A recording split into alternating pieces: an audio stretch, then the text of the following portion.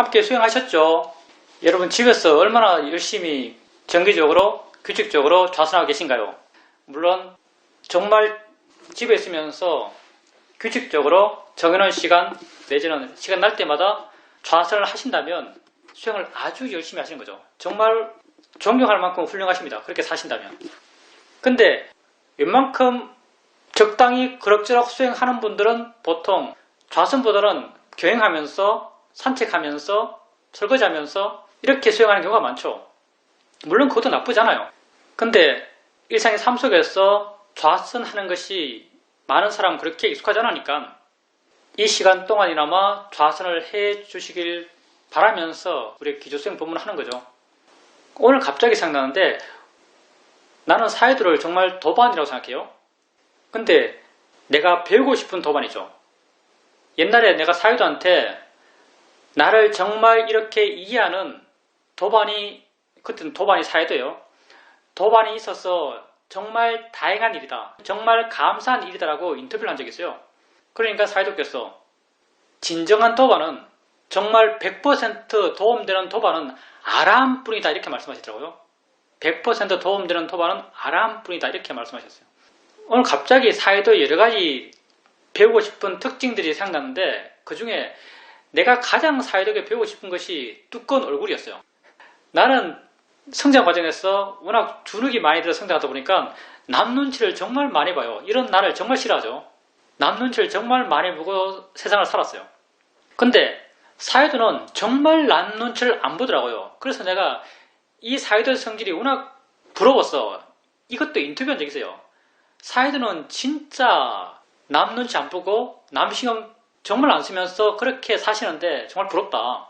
사이도는 그게 타고난 거냐 아니면 수행해서 그렇게 변한 거냐 이렇게 물어본 적이 있어요. 타고난 거냐 수행해서 그렇게 변한 거냐. 사이도께서 뭐라고 대답하셨겠어요?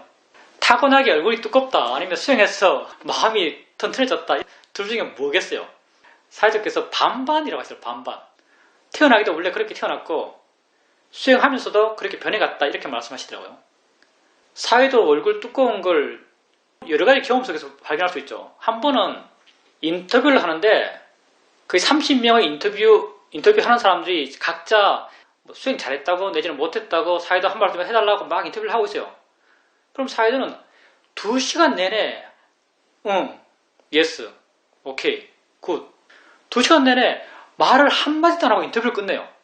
어떻게 30명이 준비해온 인터뷰잖아요. 30명이 다 각자 몇 시간씩 말하는 사람은 적어도 몇 시간씩 고민하면서 말해요. 어떻게 말할까? 어떤 문장을 쓸까? 어떤 설명을 해야 될까? 어떤 방향을 접근해야 될까?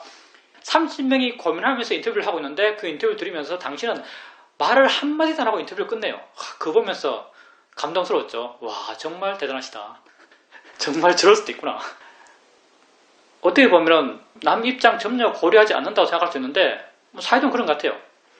물론 인터뷰하는 사람이 그 사람에게 사이도가 느끼기에 정말 필요하다고 느끼셨으면 말씀하셨겠죠.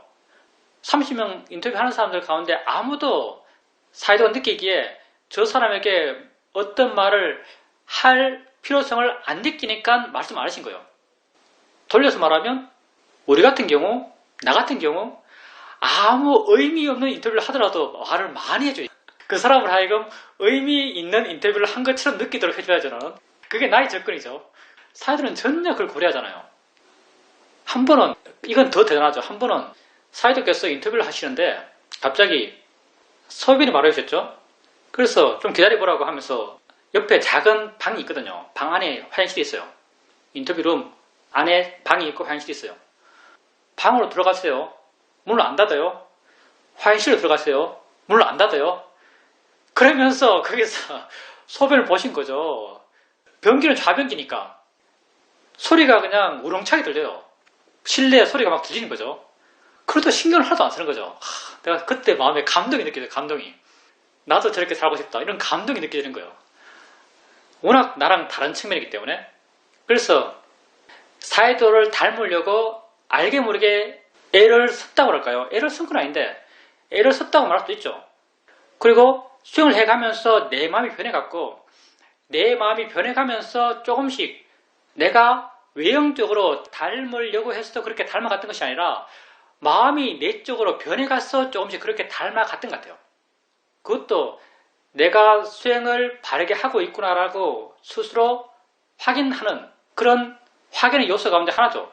내 마음이 조금씩이나마 본질적으로 사이도의 마음 상태를 닮아가는 것 같다라고 내게 확인되니까 그것 또한 내가 수행을 바르게 하는 모양이다라고 내 스스로 판단할 수 있는 그런 근거 가운데 하나죠. 근데 내 주위에 있는 사람들은 주로 가끔 내가 그렇게 행동하고 마음을 쓰면 아주 나를 나무랍니다. 닮을 게 없어서 그런 걸 닮냐고 뭐 이런 말 하죠. 닮을 게 없어서 그런 걸 닮냐고 이렇게 말합니다. 자, 우리는 수행합니다. 우리가 수행을 왜 하는가? 고통받기 때문에 수행을 하는 겁니다. 수행하는 목적은 아주 단순해요. 고통받기 때문에 수행을 해요. 우리의 고통은 어디에서 오는가? 우리의 고통은 어제 일 때문에 내지는 내일 일 때문에 그런 것으로부터 우리의 고통은 오지 않아요. 우리의 고통은 현재 알므로부터 우리의 고통은 옵니다. 우리의 모든 고통은 현재 알을 통해서 일어나는 거예요.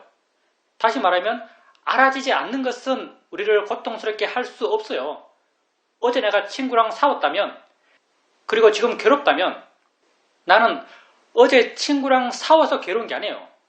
지금 그 생각을 하니까 괴로운 거예요. 어제 친구랑 싸운 것은 내게 지금 알아지지 않지만 지금 하는 생각은 내게 지금 알아지는 거죠. 나는 내게 지금 알아지는 생각 때문에 괴로운 거예요. 이게 정말 우리의 존재에겐 중요합니다.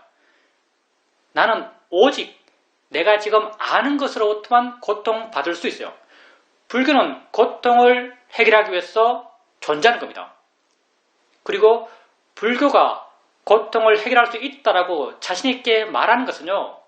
그 고통이 지금 이 순간 알아지는 것으로부터 오기 때문이에요. 우리는 지금 이 순간 알아지는 것으로부터 오는 고통을 해결할 수 있어요. 어제 친구랑 싸운 문제 해결 못해요.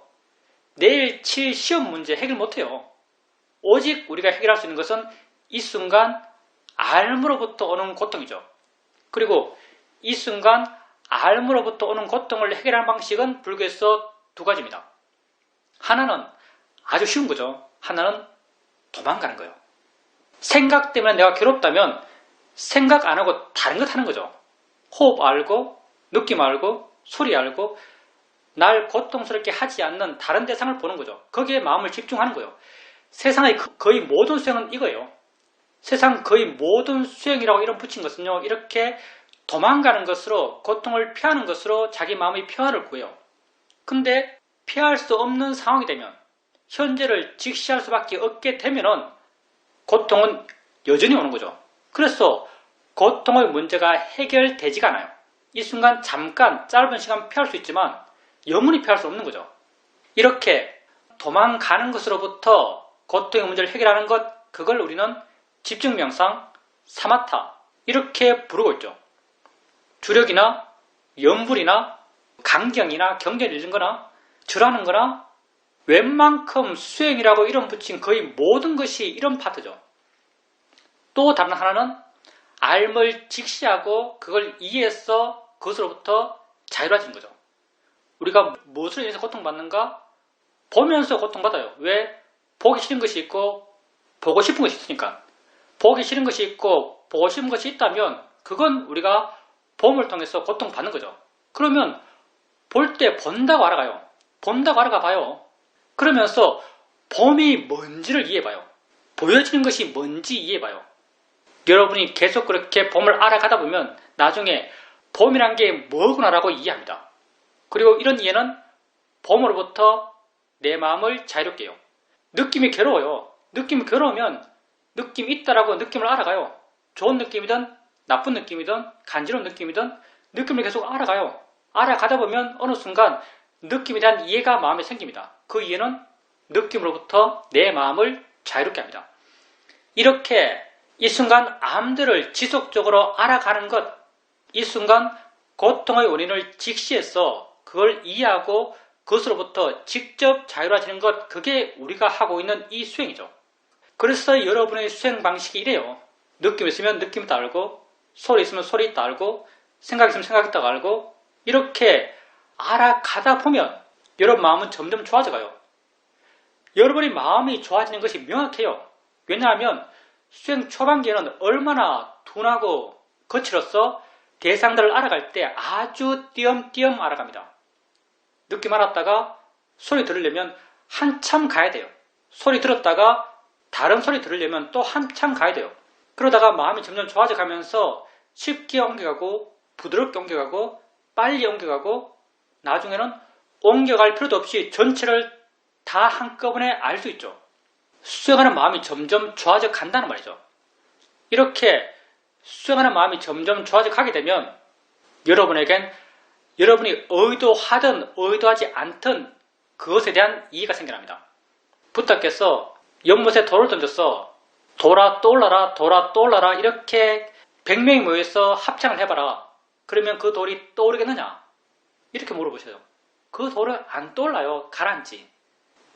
마찬가지로 여러분이 알아가게 되면요. 거기에 대한 이해는 저절로 생겨나요. 이해야 생겨나지 말아라.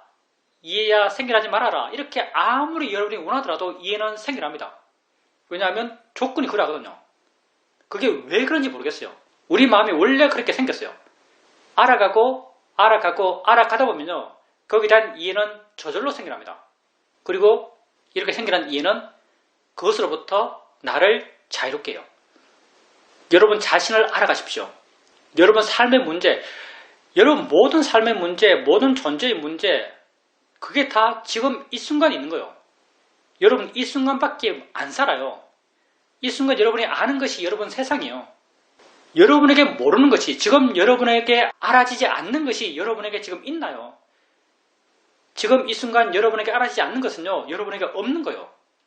있다는 것은 내게 영향을 줄 때 있는 거잖아요. 이 순간 알아지지 않는 것이 어떻게 여러분에게 영향을 줍니까? 이 순간 알아지는 것만이 여러분의 문제예요. 그러니 여러분 자신에게 이 순간 자신에게 마음을 둬야죠. 여러분을 알아야죠. 그리고 거기에 문제가 있다면 그 문제를 해결해야죠. 그 해결의 방식은 아주 단순하고 쉽습니다. 알아가는 거예요. 마음을 거기에 두는 거예요. 해결은 마음이 저절로 합니다. 지혜로서 지혜란 이름으로 마음이 저절로 해요. 지혜가 별것 아니죠. 여러분이 지혜 방향으로 생각하면 지혜는 저절로 일어나요. 자연의 이치하라 하면 마음이 불러나요. 지혜가 일어났기 때문에. 대상이 하라고 하면 마음이 불러나요. 지혜가 일어났기 때문에. 그렇게 현재 나 자신에게 마음을 두고 자신에게 일어나는 것을 알아가면서 관심을 갖고 알아가 보십시오. 여러분이 문제라고 생각했던 그것이 점점 문제가 약해져 가고 문제가 아닌 것으로 변해갈 것입니다. 질문입니다. 아는 마음을 알아갈 때 이전에는 아는가? 라고 물으면서 아는 마음을 알아갔는데 스님께서 아는 마음을 알기 위한 그런 질문 없이 언어적으로 형성화된 질문 없이 관심을 강하게 갖는 걸로 아는 마음을 알아가 보라 하셔서 그렇게 관심을 갖는 것으로 아는 마음을 알아가려고 합니다. 그런데 이렇게 아는 마음을 알아가게 되면 그 부정적 생각이 사라집니다.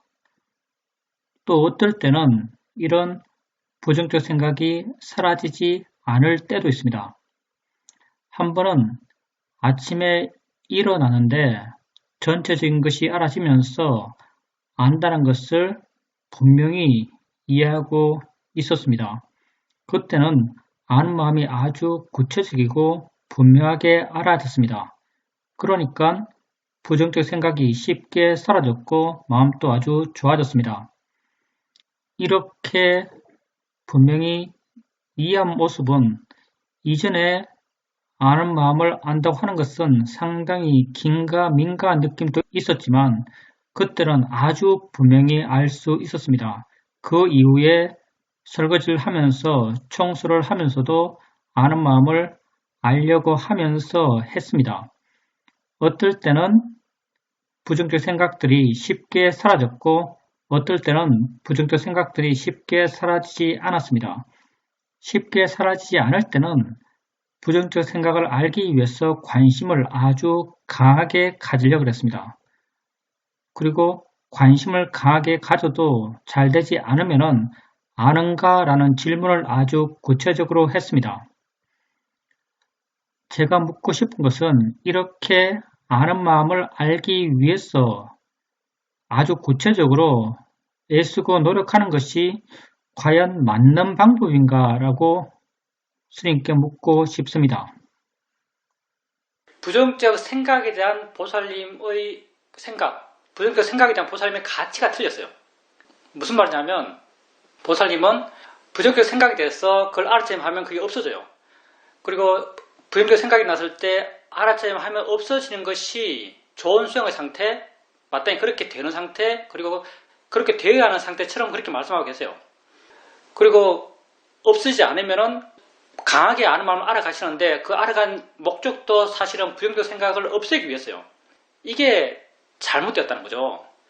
우리는 생각을 해요. 부정적이라는 것은요, 부정적인 것은 보살님이 그 생각에 대해서 가치 부여한 거예요. 내가 이 병을 잡았다고 생각해요. 이게 부정적일 수도 있고요. 어떤 삶의 이야기 속에서 이게 부정적이고요. 어떤 삶의 이야기 속에서 이게 긍정적인 거예요. 그러니까 보살님이 어떤 생각을 하든 그 생각은 영상과 언어예요. 생각 그 자체는. 생각 그 자체에 부정이 없어요. 생각은 생각일 뿐이죠. 부정은 보살님의 부정적 가치예요. 그럼 우리가 왜 생각을 알아가고 바른게를 일으키고 아는 마음을 알아가려고 하는가? 목적을 말한다면 이 생각을 없애려고 하는 게 아니고요. 부정적 가치를 없애려고 하는 거예요. 부정적 가치가 바로 화죠. 그러니까 우리는 화를 줄여가고 화를 없애려고 하는 것이지 생각을 없애려고 하는 게 아니에요. 보살님께서 그렇게 부정적 생각이 났을 때 부정적 생각에 대해서 알면 그렇게 부정적 생각이 사라져요. 사라지는 것보다 보살님이 좀 더 확인했으면 좋겠다고 느껴지는 건요. 부정적 생각이 있고 부정적 생각을 알았을 때 마음이 좀 가벼워지는 것. 부정적 생각이 좀 덜 부정적으로 느껴지는 것. 부정적 생각이 좀 만만하게 느껴지는 것. 이걸 사실 원해요. 왜 부정적 생각이 좀 더 만만하게 변하는가? 보살님 마음의 생각에 대한 지혜가 있기 때문에요. 우리가 수행을 통해서 바르게 수행했을 때 바르게 된 수행의 상태는 이런 상태지요. 생각이 사라지는 건 안 중요해요. 생각에 대한 내 가치가 줄어드는 건 이게 중요해요. 그래서 보살님께서 생각을 알아갈 때 생각이 사라져야 돼라는 이런 시각으로 보지 마세요. 생각을 이해하려는 시각으로 보세요. 질문입니다. 부정적 생각을 따라서 마음의 고통이 생기는데 그럼 그 고통 또한 줄이려고 하지 말라는 말씀이신가요? 예, 그렇습니다. 사실 그래요. 주어지는 것을 받아들여야 그랬죠. 고통도 보살님에게 느낌이에요. 보살님의 고통을 줄이는 방식이 어떻게 줄여지냐면요. 고통이 있을 때, 고통이 보살님에게 알아지잖아요. 알아진다면 수행을 해결할 수 있어요. 그러니까 고통이 알아진다면 그 느낌으로 알아져요. 그때 보살님께서 느낌이네라고 고통의 느낌을 보세요. 그러면 고통의 느낌이 보살님에게 객관적이 되면서 조금 물러나면서 고통의 느낌을 아는 마음은 그렇게 고통받지 않아요. 계속 대성화시키는 거예요. 내게 일어나는 것을 계속 대성화시키는 거예요. 내게 일어나는 어떤 것을 없애려고 하는 것이 아니고요. 그게 아무리 부정적이더라도 있으면 대성을 만들어요. 또 뒤에 또 부정적이 생긴다면 있으면 또 대성화시켜요. 부정적인 생각 대성화시켜요. 부정적인 감정 대성화시켜요. 부정적인 고통 대성화시켜요. 끊임없이 대성화시키는 거예요. 대성화시킨다면은 그 뒤의 마음은 부정적이잖아요. 이게 또 부정적이 되면 이것도 대성화시키는 거예요. 그럼 그 뒤의 마음은 다시 부정적이잖아요. 끊임없이 대성화시켜 가는 겁니다. 그러니까 안 좋은 마음이 생겼다 해서 그 안 좋은 마음을 어떻게 하려고 하지 마세요. 고통이 생긴다면 고통스러울 때 고통을 없애려고 하는 게 더 고통스러워요. 고통을 없애려고 할 때 고통이 없어지지 않는 것이 더 고통스러워요. 그 불만족, 그 괴로움이 더 크죠. 고통이 생기면 자연스럽게 생각하세요. 또 다 똑같아요. 듣기 싫은 소리 들을 때 저 소리는 자연스러운 거야. 있을만한 거야. 이렇게 생각을 가졌을 때 그 소리가 더 만만해져요. 듣기 싫은 소리가 있을 때 저 소리가 없어져야 할 소리야 하면요. 그 소리부터 우리는 더 고통받아요. 저 소리는 있을만해서 있으라고 하면서 우리 마음이 거기에 대해서 수용적이 되었을 때 그 소리에 대해서 우리는 덜 고통받고 그 소리를 좀 더 바르게 알 수 있고 바르게 알물 통해서 이해가 생겨날 수 있고 이해를 통해서 마음은 더 자유로워질 수 있어요. 똑같아요. 보살님에게 괴로운 생각과 괴로운 느낌 생겨나요. 괴로운 느낌 이게 없어져야 될 것이야 없어져라고 하면요, 보살님은 더 괴로워요. 이치가 다 같아요. 괴로운 느낌이 있을 때 괴로운 느낌이 이게 있을만 한 거야 라고 그런 마음이 된다면요, 보살님은 그 괴로운 느낌에 대해서 마음이 좀 여유가 있고요, 여유가 있어서 그 괴로운 느낌을 좀 볼 수 있고요, 대상으로서 봄을 통해서 마음이 조금 물러날 수 있고요, 물러남을 통해서 보살님은 좀 더 객관적이 될 수 있어요. 객관적이 되었을 때 좀 더 바르게 판단할 수 있어요. 그러니까 자기에게 일어나는 것을 통제하고 바꾸려고 그러고 그렇게 하지 마세요. 바꾸려고 그러고 통제하고 어떻게 돼야 된다고 생각하고 그러면 더 괴로워요. 이건 우리 수행의 자세에서 기본적인 것이죠. 근데 보살님의 괴로움이 너무 크니까 망각해요. 작으면 그렇게 될 건데 쉽게 할 수 있을 텐데 너무 크면 그렇게 망각하죠. 근데 크든 작든 원리는 다 같아요. 일어나는 걸 받아들이고 수용하고 단지 바르게 보는 거예요. 그리고 보살님께서 아는 마음 이야기하셨는데, 한 번은 잠에서 깼을 때 어떤 생각이 일어났고, 생각이 났을 때 자연스럽게 생각과 함께 있는, 지켜보는 마음과 생각 사이에 있는, 어떻게 표현하든 뭔가 있다고 알아졌어요. 그건 당연히 아는 마음이었죠. 그때 아는 마음은 아주 자연스럽게 알아진 거예요. 보살님이 그렇게 아는 마음을 의식하지도 않았을 거예요. 자연스럽게 뭐가 있다라고, 생각과 함께 뭐가 있다라고 이해되었을 겁니다. 당연히 아는 마음이죠. 이렇게 자연스럽게 생각과 함께 아는 마음이 알아진다면 좋은 거예요. 근데 그 이후에 보살님께서 또 생각이 났을 때 생각을 안다라고 이해하세요. 근데 이렇게 이해할 때 그 생각이 그렇게 의미 있지 않을 때, 그 생각이 돼서 보살님의 가치가 가벼울 때, 그럴 때는 이렇게 아는 것이 크게 어렵잖아요.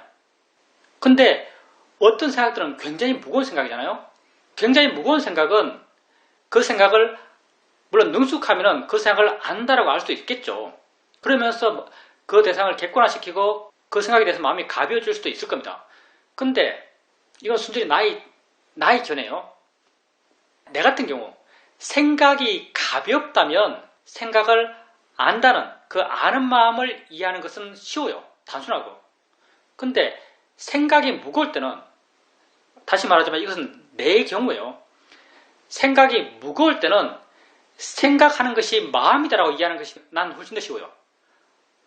마음이 생각한다라고 이해하는 것이 훨씬 더 쉽고, 마음이 생각한다라고 이해했을 때 그 생각의 내용, 관념적 내용이 돼서 내가 어떤 가치를 부여줘야 될지, 그게 어떤 가치를 마땅히 가져야 될지에 대한 이해가 다 따라와요.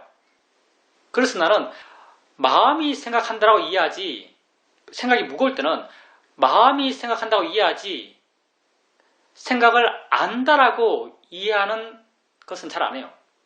그러니까 보살님께서 생각의 내용이 보살님이 무거운데 아는 마음을 억지로 막 이해하려고 해나가는 것, 그게 굉장히 부자연스러울 수 있습니다. 질문입니다. 아는 마음을 알아갈 때 그 방식이 두 가지가 있습니다. 특정 대상을 알아가면서 그 특정 대상을 안다라고 이해하는 방식이 있습니다. 느낌이나 소리를 알 때 그 느낌과 함께 있는 아는 마음, 소리를 알 때 소리와 함께 있는 아는 마음을 알아가는 것, 이것이 하나의 방식입니다. 또 하나는 전체적으로 알아가면서 전체적으로 안다라고 이해하는 것입니다. 이 가운데 어떤 방식이 좀 더 바른 방식일까요? 저는 익숙하지 않을 때는 하나의 대상에 대해서 안다고 이해하는 것이 좀 더 쉽게 느껴집니다. 특정 대상을 갖고 안다고 이해하는 것이 더 쉽습니다. 더 쉽다는 게 뭐냐면요, 더 쉽다는 것은 더 관념적이라는 것과 같은 의미예요, 사실은요. 왜냐하면 그때 대상에 의지할 때는 그 대상이 분명히 대상으로 형태나 모양과 서류로서 존재해요. 그리고 그게 어디 있다는 방향성도 존재해요. 위치도 존재하고 방향성도 존재해요. 위치, 방향, 그 형태, 이런 것이 있다고 한다면 그건 관념이죠. 이런 것에 의지해서 안다고 이해하는 거죠. 그러니까 관념에 의지해서 안다고 이해하는 거예요. 이게 훨씬 더 관념적이에요. 관념적이라면 내 에너지가 들어가고 내 노력이 들어가고, 내 노력이 들어가면 내가 들어가고, 내가 들어가면 사실 마음의 질은 떨어져요. 근데 전체적으로 알면서 전체적으로 안다고 이해할 때, 이때는 위치가 없어요. 방향도 없어요. 그러니 관념도 약해요. 그러니 이렇게 아는 것이 훨씬 더 수행 수준이 높다라고 말할 수 있습니다. 그리고 수행 수준이 높다는 것은요, 그 이해의 대상이 더 미세해졌다는 것과 똑같은 말이에요. 왜 느낌이나 소리 하나 잡고 그 느낌을 안다, 그 소리 안다고 이해하는 것이 더 분명한가? 관념화되어 있기 때문에, 약간의 관념이 섞여있기 때문에 분명해요. 분명한 게 수행에서 결코 바람직하지는 않습니다. 이해하기 애매하지만, 왜냐하면 분명한 관념이니까. 보살님이 전체적으로 안다고 이해한다면요, 그거 안다는 것은 더 분명하지 않아요. 더 분명하지 않고 더 미세해요. 더 미세하지만요, 이게 법의 실제의 모습에 더 가까워요. 법은 묘한 거예요, 사실. 그래서 보살님이 이 두 가지를 왔다 갔다 하셔야 돼요. 왔다 갔다 하시면 되고요.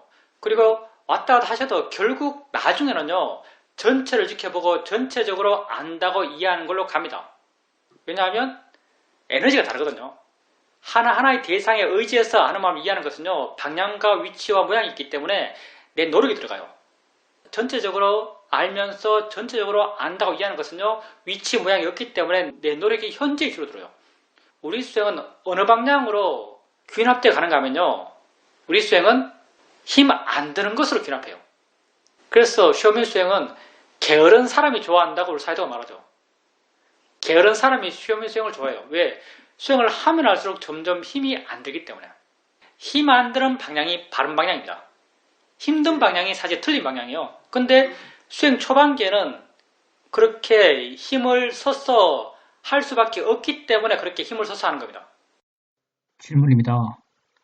아는 마음을 알아가면서 아는 마음을 통해서 부정적 생각에 대해서 그 생각들이 사라지고 생각에 대해서 마음이 가벼워져 가면서 내 스스로 작게나마 결론 내기를 이렇게 알아가면서 부정적 생각에 대해서 마음이 조금씩 옷밖에 해져 가고 마음이 자유로워져 갈 수 있겠구나 이렇게 생각했었습니다.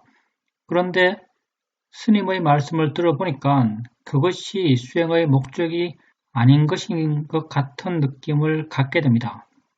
어떤 측면에서 목표가 맞죠. 목표가 맞는데 그건 결과로서 오는 목표고요. 과정에서의 목표는요, 아는 것을 이해하고 싶어서 아는 마음을 알아가는 거예요. 과정에서의 우리의 목적은 이해하는 것, 이게 목적이에요. 그래서 어떤 마음으로 알아차림 하는가, 이해하고자 하는 마음으로 알아차림 하는 거예요. 반응하지 않으려는 마음으로 알아차림 하는 게 아니에요. 이해하려는 마음으로 알아차림 해나가고 이해하면 500가 해져요. 500가는 그냥 주어지는 거지 500가 할애해서 500가 해지는 게 아니에요. 이해하면은 500가 해지는 거예요. 그러니까 우리가 수행한다는 것은 이해하려고 하는 거예요. 우리가 바른견을 일으키는 것도 다 이해하려는 거예요. 자연의 이치가 왜 자연의 이치라 그래요? 자연의 이치라고 이해하려고 하는 마음으로 자연의 이치를 일으키는 거예요. 대상이야라고 하는 바른견도 왜 일으키는가? 대상이라고 이해하려는 마음으로 대상이야 하는 거죠. 이해되면 500가 되는 거죠. 질문입니다. 바깥에서 산책을 하자고 해서 먹을 것을 사가지고 드라이브를 나갔습니다. 걸을 곳을 찾아서 다녔는데 모두 다 길이 막혀 있고 걸을 수 없었습니다. 그래서 그냥 차 안에서 먹을 것을 먹고 돌아왔습니다. 바깥에 대해서 어떤 기대감이 있었다면 실망감도 있었겠지만 기대감이 없었기 때문에 실망하는 것도 없었습니다. 조수석에 앉아서 꾸벅꾸벅 졸고 왔었는데 졸고 깨어났을 때에도 좋은 그 상태, 멍한 마음 상태에 대해서 부정적으로 반응하지 않았습니다. 그냥 지켜보고 받아들이고 알고 그렇게 졸린 마음에 대해서 반응하고 있었습니다. 돌아와서는 수영장에 갔었는데 또 그것이 만만하지는 않았습니다.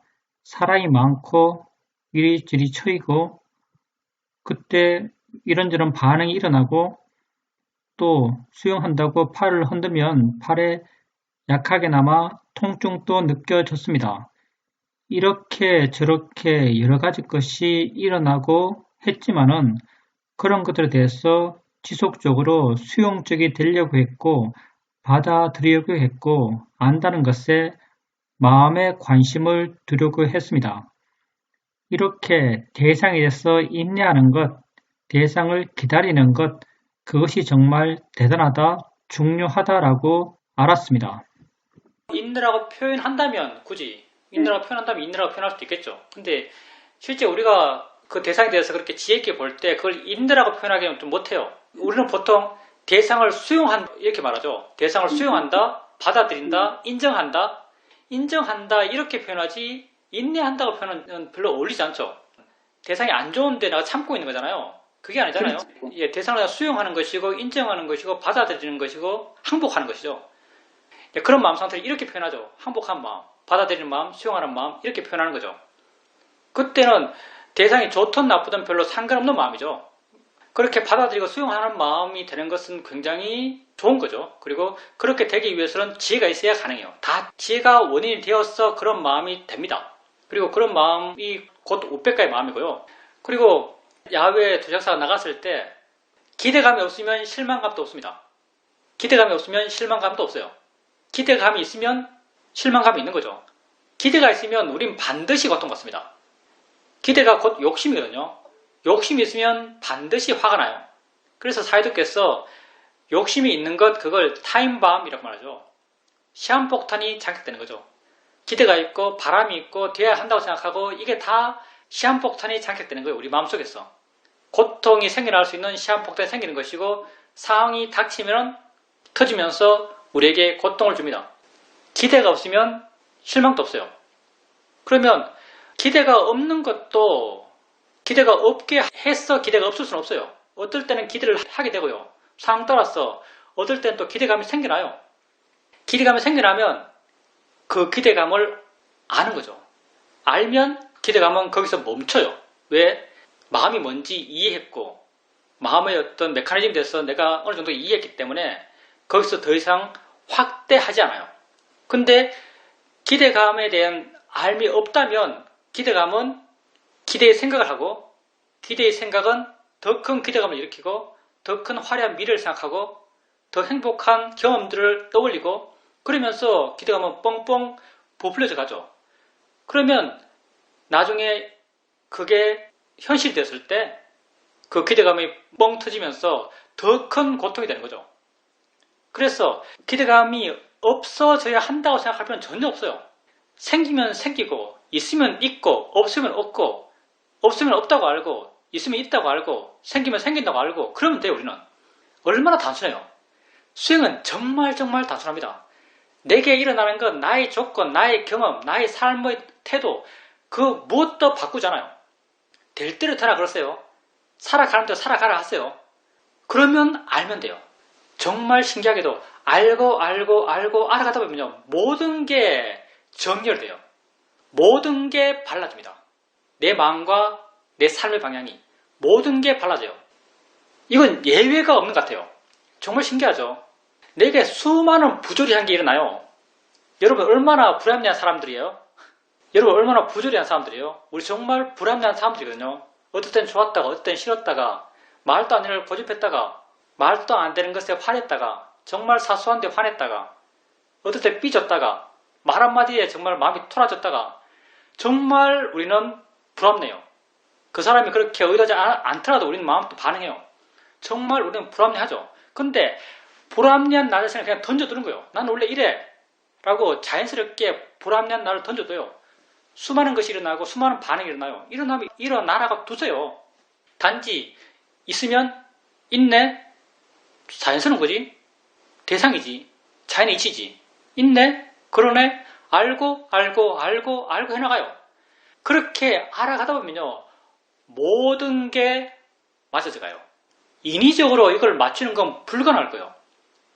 오른쪽으로 치우친 걸 당겨오고 왼쪽으로 당겨오고 위로 올라갔던 걸 밑으로 끌어내리고 밑으로 떨어졌던 걸 위로 올리고 인위적으로 우리 마음의 그런 불합리한 것들, 부조리한 반응들을 하나하나 고쳐가는 것은 정말 미션 임파서블한 거죠. 정말 불가능한 미션이에요. 근데 정말 놀랍게도 수행은요. 하고 하다 보면 모든 게 지자리를 찾아서 모든 게 균형적으로 맞아져가요. 왜냐하면 답이 정답인지 모르겠지만 내가 느끼기에 왜냐하면 모든 것이 무의미하기 때문 같아요. 좀 과장된 말인가? 같이 있어요. 모든 게 같이 있긴 같이 있는데 모든 게 내가 화내고 욕심낼 가치가 없어요. 반응할 가치가 없어요. 모든 게 그 자체로 아름답고 소중하지만 그게 그런 식으로 있지 않아도 상관없어요. 모든 게 중요하지만 그게 꼭 그렇게 되어야 하는 게 아니에요.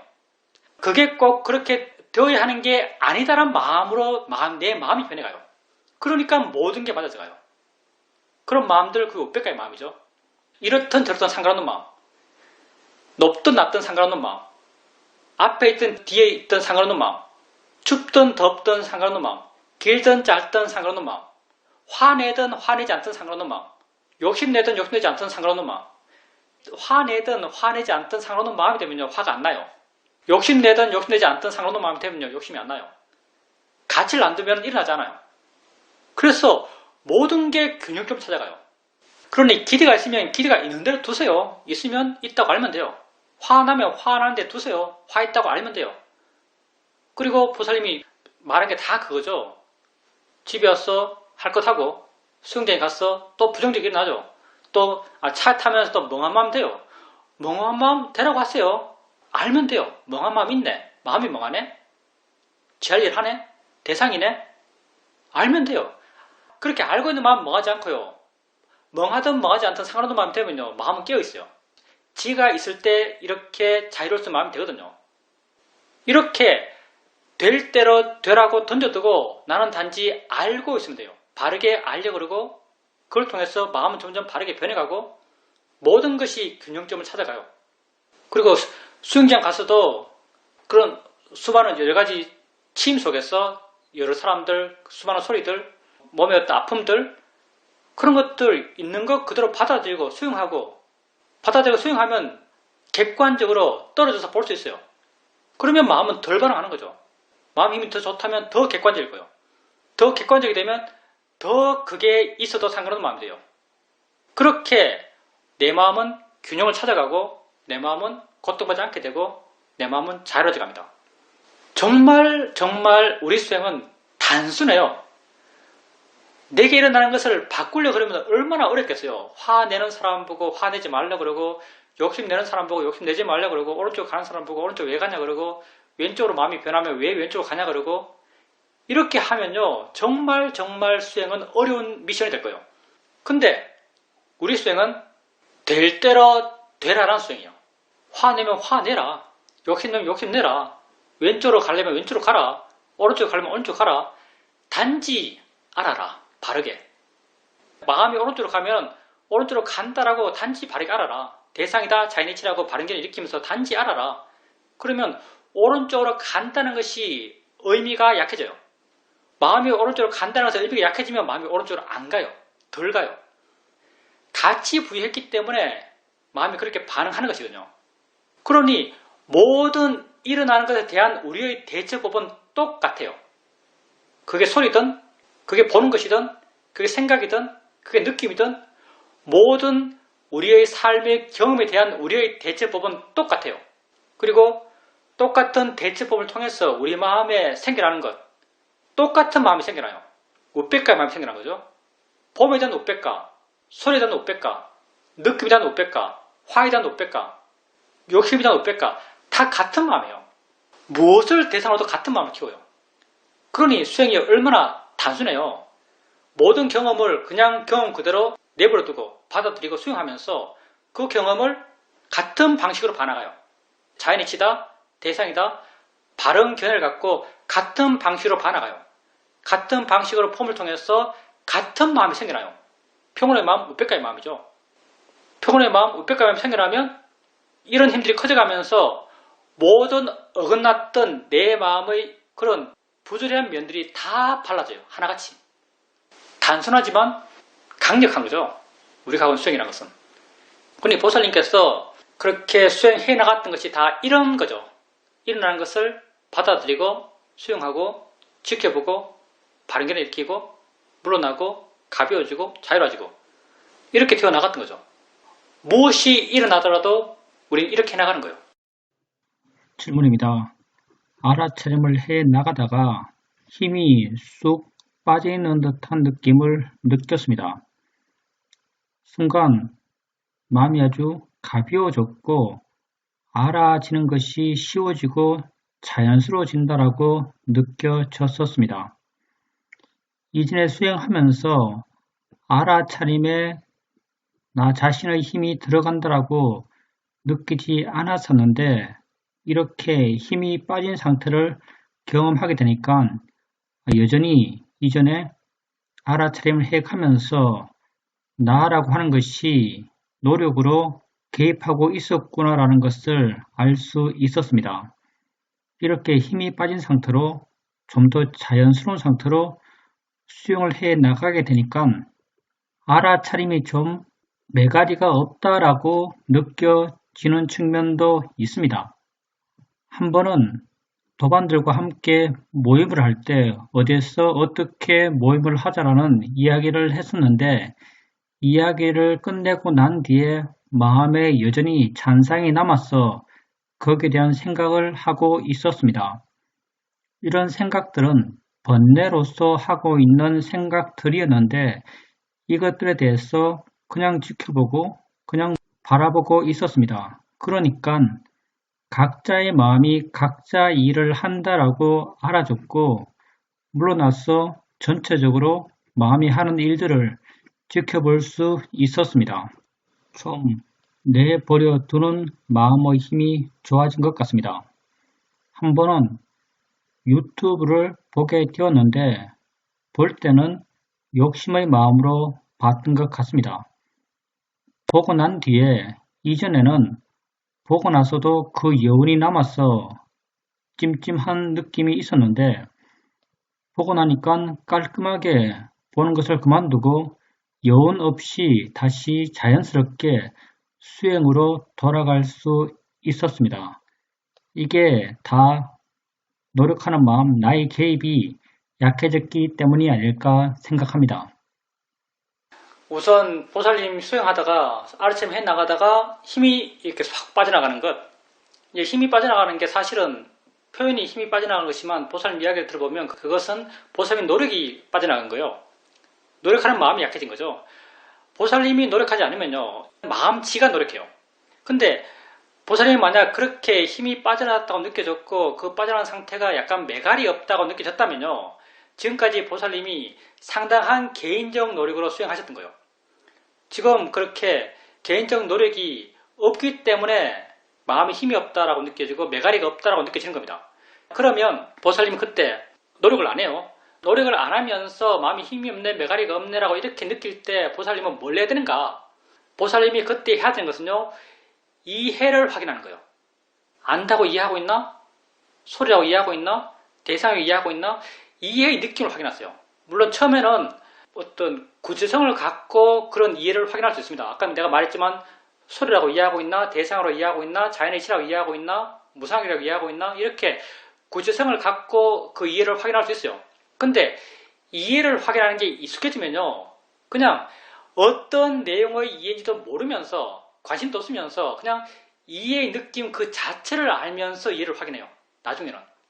이게 자연의 이체 이해다. 이게 대상이라는 내용을 가진 이해다. 이게 무슨 마음이 생각한다는 내용을 가진 이해다. 이것도 사실은 다 나의 노력이에요. 관념이 들어가면 나의 노력이거든요. 이해 또한 관념적, 언어적으로 설명되는 이해는요, 내 노력을 하고 있는 거예요. 나중에 이해에 더 능숙해지면요, 그냥 내용 없이, 관념적인, 언어적인 설명 없이 이해의 느낌을 알면서 이해에 있다고 알 수 있습니다.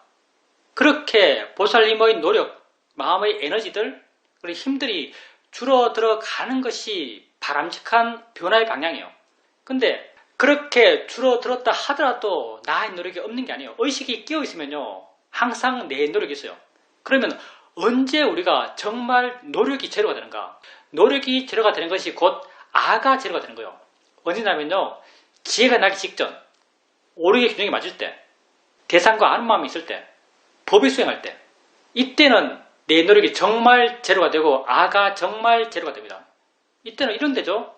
수행을 해 나가다 보면 처음에는 자연의 지하 대상이야 알아가고 알아간다는 것, 알아침 한다는 것을 내 스스로 확인하게 되고 지혜 있다는 것 또한 내 스스로 확인하게 되고 지혜 있다는 걸 내가 확인할 때도 내가 있어요, 사실. 이게 그 지혜가 이름을 갖지 않기 때문에 이름을 가질 때보다 더 약하긴 하지만 또 내가 있는 거예요. 근데 이렇게 지혜 있다는 것이, 지혜를 확인하는 것이 가장 작은 에고를 갖고 수행하는 것이 아닐까 생각해요. 그렇게 알아가다 보면 어느 순간 지혜는 지혜를 하고, 알아차리면 알아차리면 일을 하고, 고요하면 고요하면 일을 하고, 주로는 오력이죠. 수행의 좋은 마음이 다 힘이 좋아서 서로 엮였어. 이 엮인 것이 완벽해져서 이 힘들이 서로 견제하고 서로 북돋으면서 자기들 원인 조건을 스스로 나아가요. 이때는요, 이렇게 마음이 지 할 일을 스스로 하면서 좋은 마음의 균형이 맞을 때 그냥 이렇게 쭉 진행돼요. 이렇게 쭉 진행될 때 그때는 정말 나로 가는 게 없어요. 그때는 정말 노력이라는 게 없어요. 노력이 없으면서 노력의 힘이 굉장히 커요. 지혜와 고요함과 균형을 이루는 노력의 마음이 있는 거죠. 이때야말로 진짜 노력이 없다, 나의 에너지가 없다라고 말할 수 있는 상태죠. 그리고 이럴 때 어떤 통찰이 생기는 거죠. 어쨌든 그렇게 노력이 줄어들고 보살님의 에너지가 줄어드는 것은 아주 바람직한 방향이에요. 그리고 그때 만약 너무 마음에 힘이 없다고 생각되면 지혜를 확인하시고요. 처음에는 제목을 가진, 내용을 가진 지혜를 확인해 가시다가 나중에 자꾸 그렇게 해나가시다 보면 그냥 순수한 지혜 그 자체를 확인하게 될 겁니다. 그리고 뭐 친구들 만나서 모임 관련된 그런 생각이 있을 때 그 생각도 당연히 생각이 일어날 만하니까 일어났겠죠. 그 생각을 아시고요. 어떻게 되어 있다는 생각하지 마시고요.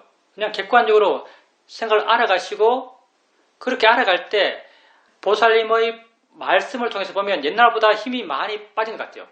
힘이 빠졌다면 발라요. 말했지만 우리 수행의 바른 방향을 묘사하는 표현들은 많지만 그 중에 하나가요, 쉬워져 가는 방향, 힘이 빠져가는 방향, 노력이 줄어들어가는 방향, 이 방향이 우리 수행에서 바르게 수행이 좋아져 가는 것을 설명하는 묘사 가운데 하나입니다. 그러니까 보살님의 수행에서 그렇게 힘이 줄어들어 갔다면 바르게 수행 상태가 변해가고 있다라고 말할 수 있습니다. 질문입니다. 요즘 저의 수행의 대상은 6가지 감각기관에서의 일어남입니다. 알아지는 것과 아는 것의 일어남, 대상과 아는 마음의 일어남에 대해서 관찰하고 있습니다. 저는 스님께서 작용, 성질, 여러 가지로 그것에 대해서 말씀하고 계시지만 저는 일어남으로 그것을 설명하는 것이 자연스럽습니다. 좋습니다. 보살님께서 마음을 정의할 때 물론 일어남으로 정의한 게 맞아요. 일어남이라고 표현할 수 있어요. 맞는 정답이죠. 근데 일어남이라고 말하는 것은 마음 그 자체를 100% 묘사는 아니에요. 100% 마음을 이해하는 것은요, 보살님 자신의 지혜예요. 보살님에게 마음이 뭔지 이해되면 충분해요. 그게 첫 번째고요. 그게 중요한 것이고요. 그걸 뭐 일어남이다, 진행이다, 작용이다, 뭐 존재다, 현재다, 있습니다. 이런 표현들은 그냥 보살님이 이해한 그 지혜의 한 단면들을 갖고 묘사한 거예요. 코어는요, 핵은 마음이 뭔가라고 했을 때 보살님이 뭐 그거지라고 마음에서 와닿는다면 와닿음, 그게 지혜고요. 그게 마음을 이해한 것이고요. 그걸로 충분해요. 이 이해에서 한 측면 해서 우리가 여러 가지로 이야기할 수 있어요. 이렇게 이야기하는 건 별로 안 중요해요. 보살님 자신에게 마음이 뭐지라고 하면 그거지, 마음이 이런 거지라고 와닿는다면 그게 정답이에요. 그리고 이제 보살님께서 그렇게 육문에서 일어나는 걸 알아간다고 하셨는데 그것 또한 수행의 바른 대상들이죠. 근데 이제 육문에서 일어나는 것, 우리가 이전에는 육문에서 일어나는 것을 뭐 눈에서는 봄, 귀에서는 들음, 몸에서는 느낌, 뭐 혀에서는 냄새, 입에서는 맛, 이렇게 육문에서 일어나는 것을 그 고유한 성질대로 고유한 이름을 붙여서 그렇게 알아갔어요. 맨 처음에는, 수행 초반기에는. 근데 수행을 하면 할수록 이런 고요함들, 개별성들, 이런 고요함과 개별성들은 약해져가요. 언제부터 약해져가는가? 아는 마음을 이해가면서 약해져가요. 우리가 아는 마음을 처음 이해할 때, 아는 마음을 처음 이해 나갈 때는요, 아는가 묻고 아는 마음을 이해했어요. 아는가 묻고 아는 마음을 이해하면요, 아는 마음은 아는 걸로 이해해요. 왜? 아는 거라고 물었기 때문에 내가 물었던 그 관념적 내용을 갖고 그 관념적 내용의 방향으로 아는 마음을 이해해요. 그러면 아는가 물으면 그래 아네라고 이해해요. 아는가 물으면 아네라고 이해해요. 이때는 개별성과 다른 것과 구분되는 독창성이 있는 거죠. 근데 여러분께서 아는가 묻고 확인하고 아는가 묻고 확인하고 이게 아주 능숙하고 쉬워졌어. 나중에는 아는가라고 안 묻고 아는 마음을 이해해요. 아는 거라고 안 묻고 아는 마음을 이해하면요. 아는 마음은 아는 그런 관념적 방향에서 이해하고 있는 게 아니에요. 그렇게 이해할 때는요. 그냥 그 존재로서 이해해요. 뭐가 있다고 이해해요. 아는 마음이 아는 게 아니고요. 대상과 함께 뭐가 있어요. 안 물었기 때문에 그냥 그 순수한 그 자체로 이해해요. 훨씬 법답게 있는 그대로 이해하는 거죠. 대상과 함께 뭐가 그냥 있는 거예요. 그건 아는 게 아니에요. 점점 안다는 관념을 뗀 아는 마음 그 순수한 그 자체, 작용 그 자체, 있음 그 자체, 현재 그 자체 이렇게 아는 마음을 이해하는 거죠. 눈에서 보는 마음. 눈에서 보는 마음도 보는 마음을 알아갈 때 보는가라고 부르면 보느라고 이해해요. 왜냐하면 보는가라는 관념 속에서 보는 마음을 이해하는 거죠. 처음에는 이렇게 이해해야 쉽기 때문에 보는가함으로써 보내라고 이해했어요. 근데 능숙해지면 보는가라고 묻지 않고 본다는 걸 이해해요. 보는 거라고 묻지 않고 본다는 걸 이해하면요. 본다는 건 본다는 게 아니에요. 보여지는 것과 함께 있는 무엇이죠. 그냥 듣는가 하면 듣느라고 이해해요. 근데 듣느라고 묻지 않으면요. 듣는 마음은 그냥 소리와 함께 존재하는 무엇이에요. 소리와 함께 존재하는 무엇, 보여지는 것과 함께 존재하는 무엇, 알아지는 것과 함께 존재하는 무엇 이건 다 똑같아져요. 개별성이 약해지면서 일반성이 드러나요. 이게 훨씬 더 있는 법을 있는 그대로 알아가는 거거든요. 이렇게 아는 마음에 대한 이해가 점점 일반성을 띄어가면서요. 본다는 것, 듣는다는 것, 느낀다는 것, 생각한다는 것 이것의 개별성들, 개별적 특성들 그것들이 점점 사라져가고 일반적 특성들이 점점 두드러집니다. 그 일반적 특성이 바로 있음, 현재, 작용 그리고 나는 요즘 연기라고 잘 말하죠. 연기. 보사님께서 보면서도 있다 내지는 작용이다 현재다 이렇게 알아가시고 들으면서도 있음 일어남으로 말씀하셨죠. 똑같은 거죠. 들을 때도 일어남이고 볼 때도 일어남이고 느낄 때도 일어남이고 생각할 때도 일어남이요. 그게 일반적 특성의 방향에서 알아가는 것이라고 말할 수 있습니다. 그렇게 되어 나가요. 그렇게 되어 나가다 보면 우리의 현재라는 것은 점점점 일반성을 띄어가면서 나 이해의 수준에서는 점점점 이것들이 일반성을 띄어가면서 나의 수준에서는 나의 존재라는 것은 현재의 연기의 이어짐 지금 이 순간에 연기의 이어짐이라고 이해가 돼요. 일어남의 이어짐이라고 말할 수도 있겠죠. 난 근데 연기의 이어짐이라고 말하는 게 가장 폭넓게 나의 현재를 설명하는 묘사어 같아요. 연기의 이어짐이라고.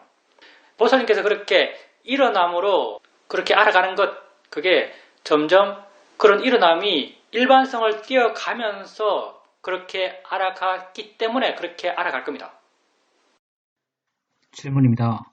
요즘 저도 수행하면서 연기에 대해서 많이 생각하게 됩니다. 알아지는 것과 아는 것이 함께 있고 함께 일어나기 때문에 이게 연기다라고 생각하게 됩니다. 그리고 이렇게 수행해 나가다 보니까 알아지는 것에 대상에 내가 없다라고 생각됩니다. 내가 없다고 이해된 거죠. 마음에 와닿은 거예요. 내가 없다고 마음에 와닿은 거죠. 이해하고 통찰하신 거죠. 그리고 연기도 마찬가지. 연기도 알아진 것이 있으니까 아는 것이 있고 보여진 것이 있으니까 보는 게 있고 이렇게 한다면 물론 연기죠. 그렇지만 이건 사유적인 연기란 이해죠. 사유적 이해고요. 보살님께서 느낌, 이 순간에 있는 느낌, 이 순간 있는 느낌을 알면서 함께 있음이 와닿는다면 마음에 와닿는다면 그건 연기를 이해한 거예요. 보면서 대상과 마음에 함께 있음이 마음에 와닿는다면 그건 연기를 이해한 거예요. 질문입니다. 지난번에 스님께서 지금 이 순간에 있는 것을 대상으로 수행해 보라라고 하셔서 지금 있는 것, 느낌, 소리에 대해서 일어난다고 이해하려 하면 그것들이 일어난다고 이해가 됩니다. 그렇다면 보살님은 법의 실제하는 성질로서 그걸 이해하고 있는 거죠. 일어난다고 이해된다면, 있다고 이해된다면 있음 그 자체가 법의 성질이에요. 일어난 그 자체가 법의 성질이고요. 그렇게 계속 알아가세요. 그게 지혜 있게 알아가는 겁니다.